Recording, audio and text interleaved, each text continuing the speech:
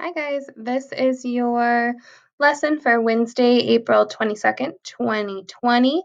What I'm doing is going through the slides first, and then I will show you your work for the day.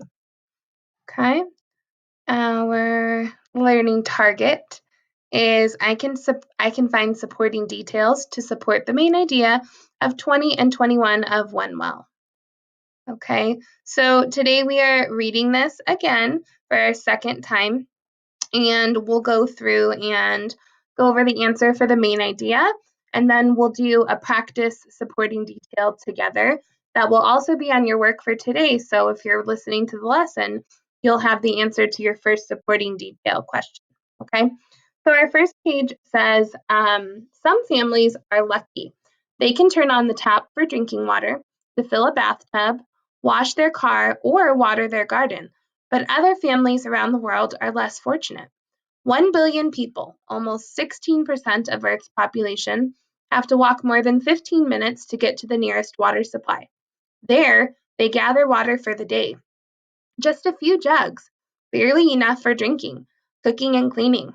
Other families don't have access to enough water to meet even these most basic needs. While the amount of water on Earth is always the same, the distribution of water across the world isn't. Huge differences in rainfall can happen from country to country, and even within the same country. Less rainfall means less water available in lakes, rivers, and aquifers. Sometimes there just isn't enough water where it's needed most. Because water is not evenly distributed across the globe, nearly 1/5 of the world's population does not have access to enough water. Many of these people live in Africa and Asia. A bucket of water weighs about 22 kilograms, which is 22 pounds. Imagine if you had to carry a bucket or two from a well to your house every day. So what was the main idea here? Water comes from a well. Not everyone has access to water. Or a bucket of water. Which one tells us what that whole page was all about? Water comes from a well. Not everyone has access to water. Or a bucket of water. If you answered the second one, you are correct. The whole thing was about not everyone having access to water. And one of those hints that we've seen with main idea is looking for a word that is said over and over again, and access was one of those words.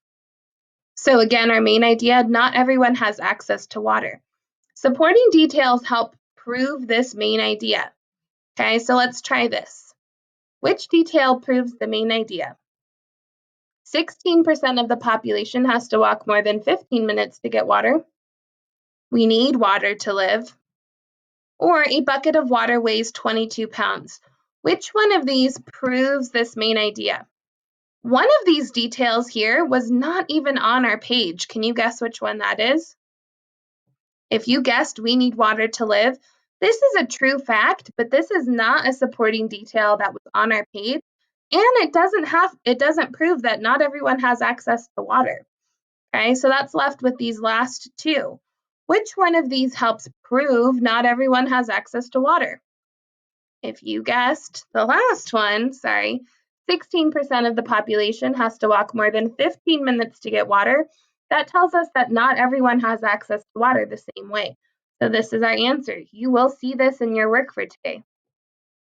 Okay, so remember, supporting details prove the main idea. You must find your detail in the text. Some of you are writing things down like we need water to live, plants and animals need water, fresh water around the world. Those are not supporting details from these pages. You must find your detail in the text, so we need to go back and reread. Okay, so if we go into our work for today, assignments for Wednesday, it looks like this. So we know we need to read on Epic for 20 minutes, work on Amplify for 30 minutes. We have our timer, we have our calming music, our learning target of the day, same as it is in our PowerPoint, our little presentation. Your YouTube link will be right here, and I'm asking you if you watched the video. You should be watching these videos all the way through. These are like me teaching you in the classroom. Imagine what it would be like in the classroom if I just handed you a piece of paper and said, get started. I never do that. I always teach you before we get started. And that's what these videos are. So if you're skipping them, then you're not understanding what to do, and chances are you're probably not getting your answers correct either. Okay? So we need to reread page 20. I have our read aloud of me just reading that page if you want to listen to it again, if you need that help. If not, I would rather you read this. Then I tell us the main idea: not everyone has access to water, and we'll use this to help us with our supporting details. This is the one we went through together, so this should be one easy point for you, okay? Then you need to go back and find another detail that helps prove that not everyone has access to water, okay? So this is your second detail. Then I've given you a new page, page 21. You can read it on your own here, or I do have a read aloud of it here that you could listen to. And using this page, I want you to find your third supporting detail that proves our main idea. And our main idea is not everyone has access to water. Let me put, then I have a question for you. Which continent uses the most water? So these are continents: North America, Russia, Poland, India, Nepal, Haiti, and Ethiopia. Okay, so you'll write your answer here, and then your daily reflection to let me know how you're doing. I can do this well, I'm getting better, or I need help, Miss Valdivia. If you are here, or if you turn it in and you've gotten a 0 and you feel like you need some help, come see me during office hours. Today my office hours are from 3 to 4, okay?